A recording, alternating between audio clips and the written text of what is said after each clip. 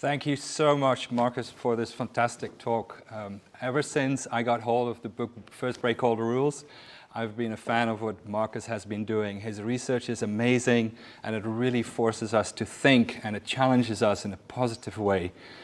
And as we start to unpack, my name is Marco Blankenberg. I'm going to take you through some reflection. And for the next 9 minutes or so, we're going to be looking at 2 poll questions, and we're going to scaffold that with some challenging questions that we can take away after today. Now, we've been exposed to a lot already today, and there's so many things that are being thrown at us. I hope you have your own system of keeping note of those gold nuggets, collect them, take them away after this day so that they become part of your habits and your personal team, leadership, organizational transformation.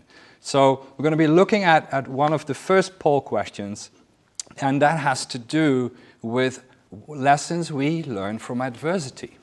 And it's been said many times today, we live in unprecedented times.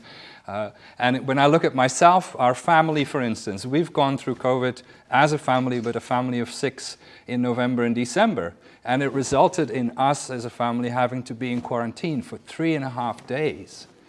And we definitely learned some very valuable lessons from that. So the first poll question up is, what have you learned through adversity? Maybe it was adversity in this last year. Maybe it was before that, significant events in your life. So what have you learned from adversity? Because ultimately, the lessons we learned during those times are incredibly powerful in influencing how we move into the future. So let's see what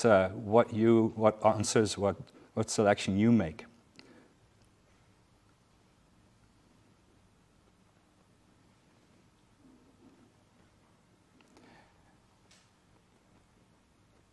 And it's fascinating, there's a tie there as people complete.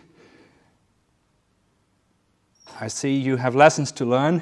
It's almost at the same level as you're not in control. And it's fascinating, isn't it? That when those things that we think we control, when those are taken away from us, then we realize how much control we really have.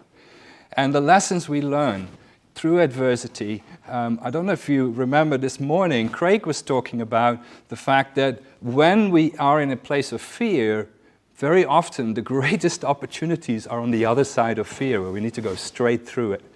And when we look at these 2 that are at the top of the poll, you're not in control, and we've got lessons to learn. Very often, both of those combined create a sense of insecurity, fear, ambiguity, etc.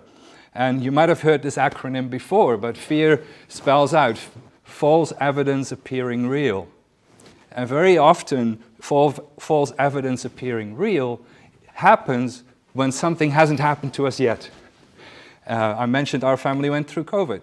As a result, we have a very different perspective on life, on COVID itself.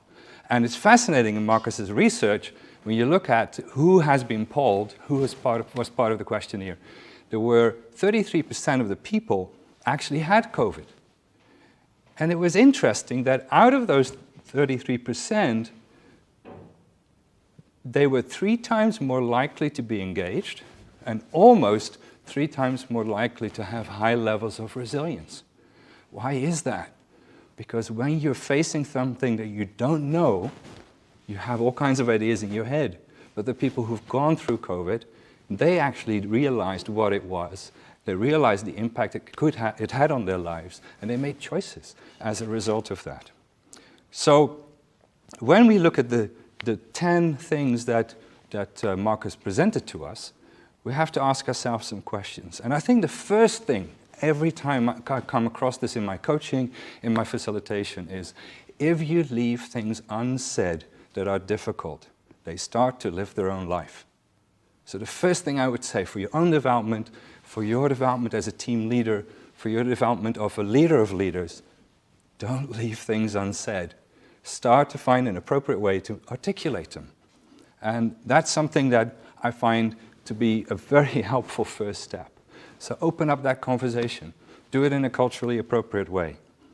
And do it in a way where it's safe. Marcus talks about psychological safety. You can't just blur these things out in the open. You have to find an appropriate way to do it. My question to you would be, how would you do that? How would you do that at a personal level? And how would you do that in your team? Create that safe conversation where we can talk about either, you might call it fear, you might call it ambiguity, uncertainty, it doesn't matter what it is, but create that conversation. And then also, as you start talking about these challenges, one of the best ways to deal with fear or ambiguity is to name it and learn to dance with it. Don't try to stuff it under the carpet. Don't try to pretend that it doesn't exist. Just dance with it. It's going to be part of life, because change is part of life. And when it comes to leaders, I believe it's incredibly important that we as leaders know how to create healthy conversations around these issues. I've heard it said time and time again that we need to practice empathy. And it starts with the leadership culture that we nurture together, which gets disseminated to the rest of the organization. And that leads us to the next polling question that I want to put up on the screen. And that has to do with bouncing back. Marcus talked about that. How do we bounce back? And this question is all about how do you rate your ability to bounce back? And we've had plenty of opportunities to practice. I hope we can even recall situations where we didn't do such a good job, or where we actually surprised ourselves, maybe, to bounce back well. How are you doing when it comes to bouncing back? Let's have a look at that and see what the polls say. Most people say pretty good, which is fantastic. So the good first, fair secondarily. Bouncing back is going to become, should be part and parcel of what we do together. One of the things that I picked up on when it comes to Marcus's talk is to find strengths at work. That's the phrase he used. Now, one phrase we use in our team is, don't look for the light at the end of the tunnel, look for the light in the tunnel.